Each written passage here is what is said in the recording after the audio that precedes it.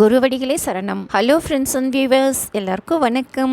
ஓம் வெற்றிவேல் முருகனுக்கு அரோகர. கந்தர் அலங்காரம் பாடல்களும் அதற்கான விளக்கமும் பார்த்துட்டு இருக்கோம். இப்போ நம்ம பார்க்க போற பாடல் 79. பந்தாடு மங்கையர் செங்கையல் பார்வையில் பட்டுழலும் சிந்தா குளம் தனை தீர்த்தருள்வாய் செய்ய வேல்முருகா கொந்தார் கடம்பு புடைசூழ் திருத்தணி குன்றில் நிற்கும் கந்தா இளங்குமரா அமராவது காவலன். இதுதாங்க அந்த பாடல். சிந்தா குளந்தனை அப்படின்னா மனக்கவலையை, கொந்து ஆர் அப்படின்னா பூங்கொத்துகள் நிறைந்த.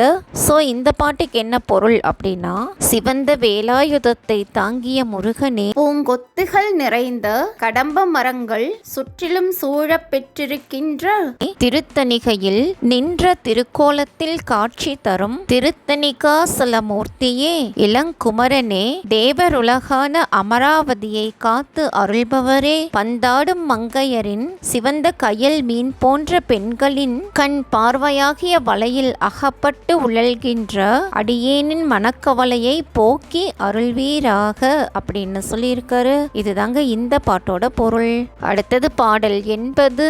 மாகத்தை முட்டி வரு நெடுங்கூற்றன் வந்தால் என் முன்னே தோகை புறவையில் தோன்றி நிற்பாய் சுத்த நித்த முத்தி தியாகப் பொறுப்பை திருராந்தகனை திரையம்பகனை பாகத்தில் வைக்கும் பரம கல்யாணித்தன் பாலகனே. இதுதாங்க அந்த பாடல். மாகம் அப்படின்னா வானம், புறவி அப்படின்னா குதிரை ஈண்டு மயில், தியாக பொறுப்பை அப்படின்னா முத்தியை தரும் மலை, திரிபுராந்தகனை அப்படின்னா முப்புறங்களை அழித்தவரை, திரையம்பகனை அப்படின்னா 3 கண்களை உடைய சிவபெருமானை, பரம கல்யாண அப்படின்னா உயர்ந்த கல்யாண அப்படின்னு அர்த்தம். சோ இந்த பாட்டுக்கு என்ன பொருள் அப்படின்னா, தூய்மையாகவும் என்றும் அழிவில்லாமலும் முத்தியை மெய் அன்பர்களுக்கு வழங்குபவனும் முப்புறங்களை எரித்தவனும் 3 கண்களை உடையவனுமான சிவனை தன் வலப்பக்கத்தில் வைத்துள்ள உயர்ந்த கல்யாண கணங்களை உடைய உமாதேவியின் பாலகனே,